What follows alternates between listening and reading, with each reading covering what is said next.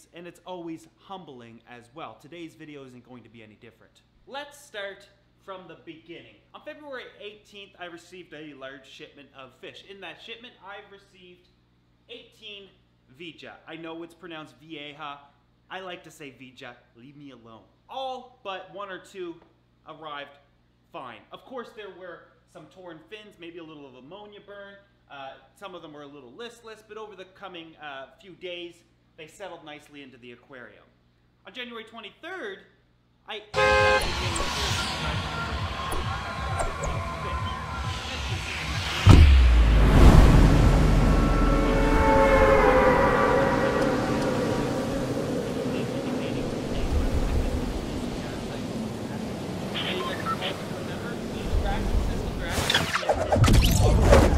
but I'm always advocating quarantine or isolating new fish for anywhere between 4 and 6 weeks. The benefit of the sumps that I'm using is, if you guys remember me setting them up, I was able to connect them with a PVC pipe. If I cap that PVC pipe off, it creates two individual sumps, and I can run these aquariums with separate pumps, and they become individual systems, and that's what I did in order to keep them separate. During the first 13 days of keeping these fish, I noticed nothing wrong with them whatsoever in closely monitoring the systems. However, on that 13th day, I was walking by my Waru tank, and I noticed they were covered with ick.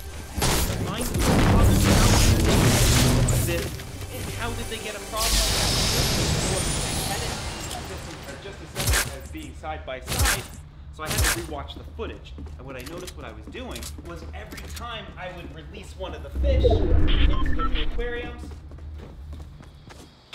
toss the net down there, essentially cross-contaminating the aquariums. Now, when it comes to cross-contamination and adding new fish, you never add the water from your quarantine aquarium to your fresh aquarium. You never add the water from the shipping bag to your fresh aquarium, simply because the fish aren't exhibiting external parasites. Maybe they dropped off in the bag and you could be cross-contaminating the water that way. Cross-contamination is as easy as a joke. I'm not sure if some of the water just off the net got in the aquarium or if I ended up using it in this tank eventually, completely forgetting what I was doing. Of course, video, you're trying to capture so many shots, educate and talk throughout it, things can get a little hectic. The thing is that the Waru had ick, and these guys never experienced it at all. No signs of ick fish, and I spent almost an hour one day truly examining these guys up close, trying to figure out if any of them actually had it. I think that perhaps one or two of the fish might have had some ick on them. It come off onto the net. I got it into the tank below, and it basically exploded. I didn't notice anything until 13 days later. Some people quarantining fish for just a few days is absolutely ridiculous. Ick, for example, is temperature dependent. We're going to dive into that in a little bit. But it just goes to show that just because a fish looks okay for the first few days or even a couple of weeks doesn't mean it doesn't have anything. And in my case, it took 2 weeks for this parasite to appear. After the next day, it got even worse. The fish were just absolutely covered in it. Just the Waru, though. None of the tetras actually had any. And I must admit, I'm going to have to be completely honest, I haven't had to deal with ick for about 12 years now. So seeing it again for the first time in 12 years is certainly a shock to me, but it's a simple reminder that anybody is susceptible to this, regardless of your experience or who you are in the hobby. It can affect you. So in today's video, I want to talk about how I treated it, what it really is, and some of the things that we can do to prevent it in the future. So on the first day, I noticed the ick. The second day, February 2nd, which was actually my birthday, it got even worse. On the third day, I don't even know if there was a fish left in this tank. It looked like it was just balls of ick swimming around. Healthy, and we're able to withstand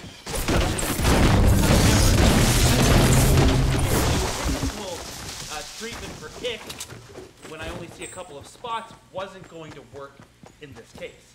But like I said, I haven't experienced ick for so many years that all the ick medication that I did have was simply expired. It wasn't any good anymore. Typically, it only lasts for a couple of years, the type that I use.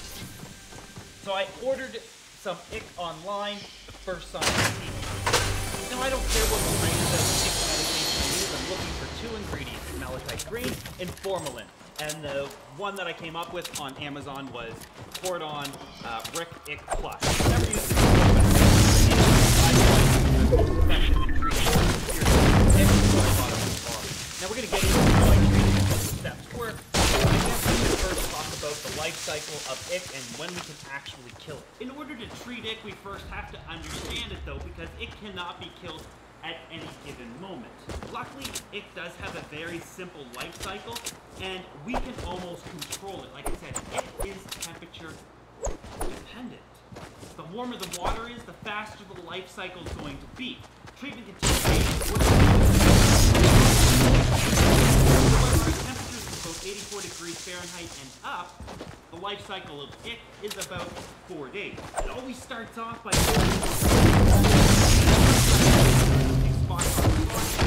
but large is usually going to be on its fins. This is the easiest way.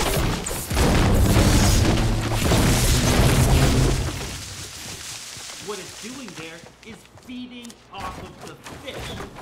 While it's feeding, it's creating a cyst over top of it that makes it impossible to treat with medication. So you guys might know that you can't treat ick while it's on the fish.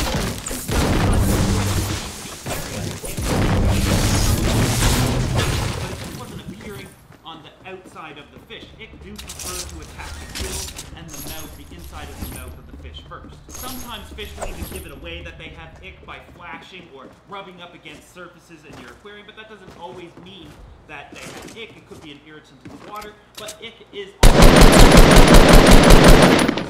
secondary infections. But most importantly, what happens with ick and why it is so deadly is the fact that it's feeding off the fish, weakening it over time. Plus, since it's attacking the gills, it can be common cause of death. While on the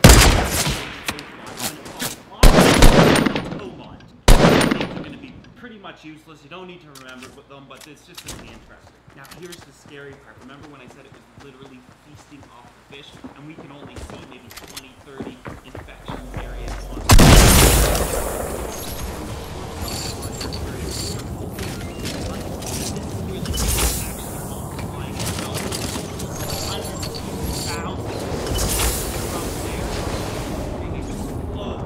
releasing all of these therons to become free swimming and can attack the fish.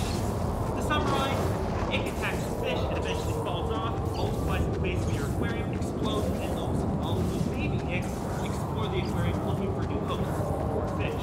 Only at this point can we actually kill the ick. This is when it becomes most effective. I suppose you could kill it around here and here, but this is when it is most effective. This is when I know it. Two benefits here. One, we can kill it at this stage. The ick at this stage only has about 48 hours to find its new host before it dies anyway. And this is why ick gets worse and worse over time. You might only notice that it got worse.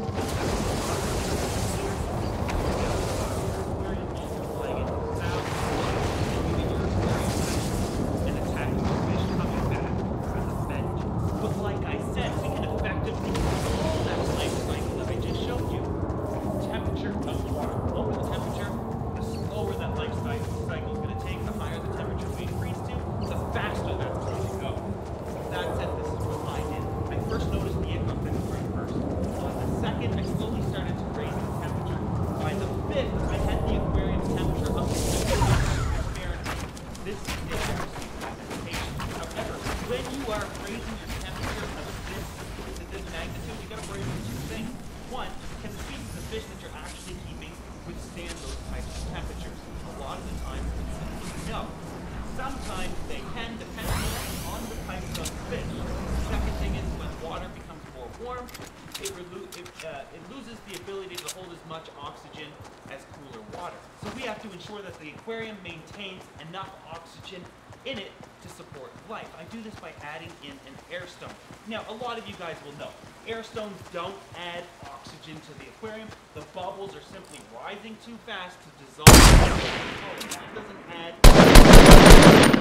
The bubbles do drag water from the top due to suction and circulate the aquarium, and a lot of times that's why I have them in the tank. But when they reach the surface of the aquarium, those air bubbles burst. And when they burst, they create a ripple in the aquarium.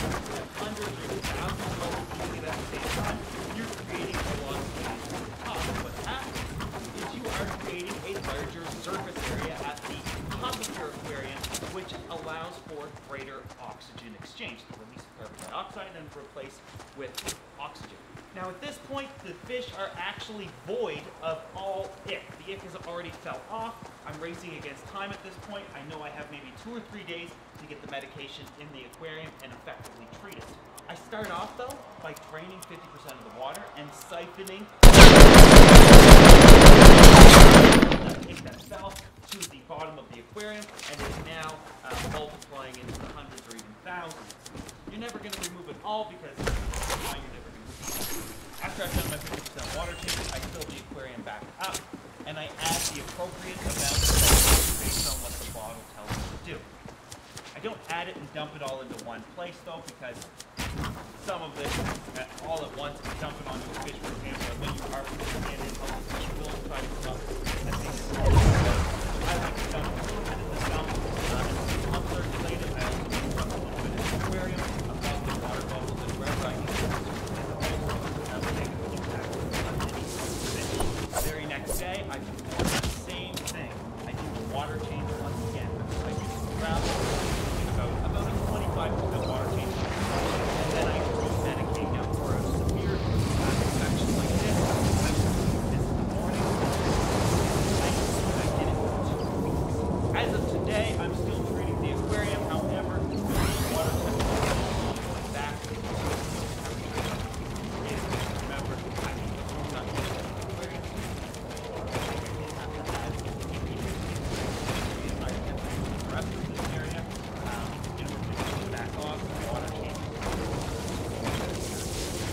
All through this time, I didn't lose a single fish. Everybody's healthy.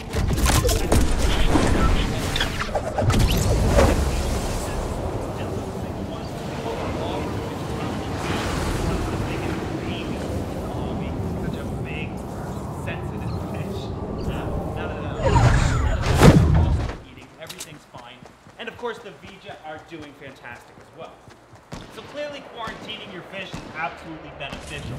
You could use anything from a Rubbermaid tote to a spare aquarium. I've shown you guys how to do the do-it-yourself method in the past using a sterilite container with a do-it-yourself sponge filter. It could be as simple as that. Quarantine should typically last anywhere from 4 to 6 weeks, although in the future I'm going to show you a video on how I expedite that to about 2 or 3 weeks.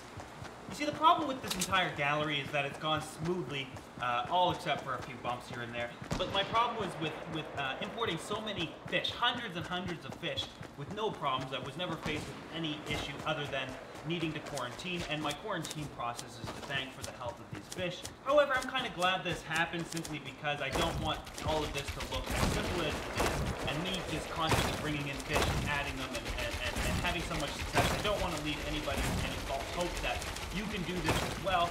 Of course, I'm going to experience problems, and I'm just happy it kind of happened. So how can you truly prevent ick in the future? Well, there's nothing you can truly do if the fish is actually carrying it. However, if you only notice a few spots on the fish, a lot of the times bumping up the temperature and adding salt to the aquarium is enough to kill it, and that's typically my go-to. However, I know so many newer hobbyists add salts to their aquariums. Anyways, I've never understood that. All you're doing is building up an immunity to some of the parasites that can't withstand salt.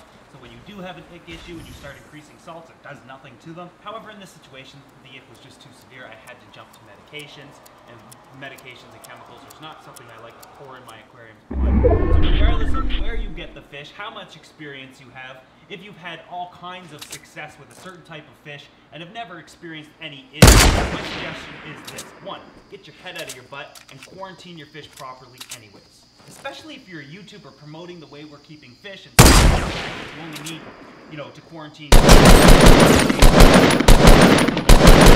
Wild-caught fish are arguably one of the most infectious fish in the hobby because they are coming from the wild, usually infected with internal parasites as opposed to external.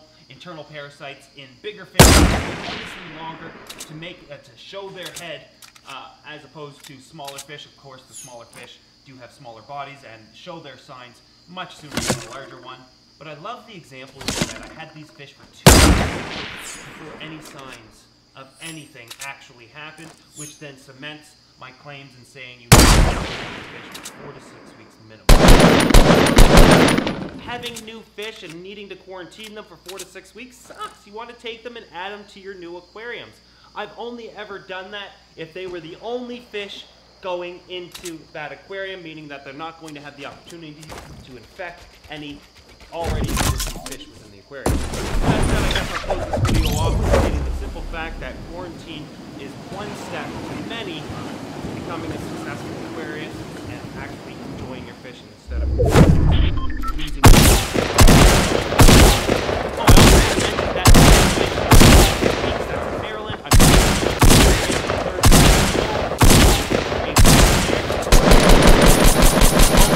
Colorado event, which is in like less than available. I'll leave a link to that in the description as well. I hope the scariest part of this entire situation is that this one could have potentially wiped out this entire gallery of fish if I didn't practice proper quarantine procedures and keeping all of my things separate. Of course, I slipped up here mistake and paid for it. Luckily, I was able to I don't want to point out that something that simple could have literally wiped out hundreds of fish for thousands and thousands of dollars based on do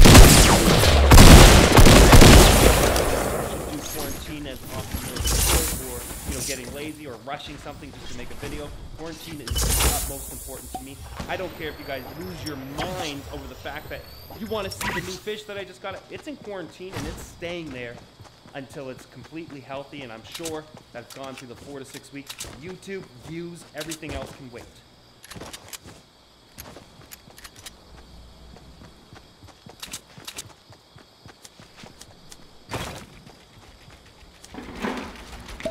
Ready to go.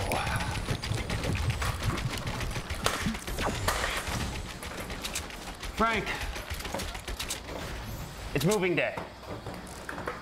Let me bring you guys up to speed with where we're at with Frank's tank now.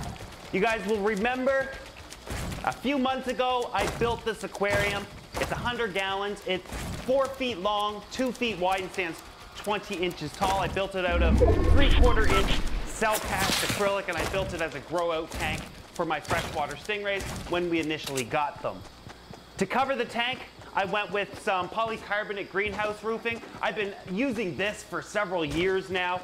Very cheap, indestructible, clear, see-through. You can't go wrong with it. It's just kind of ugly. I had a spare AI Prime HD light. That's the only light on this aquarium, lighting the whole thing. I told you these can light 4-foot tanks. The stand, also built myself, just a do-it-yourself stand.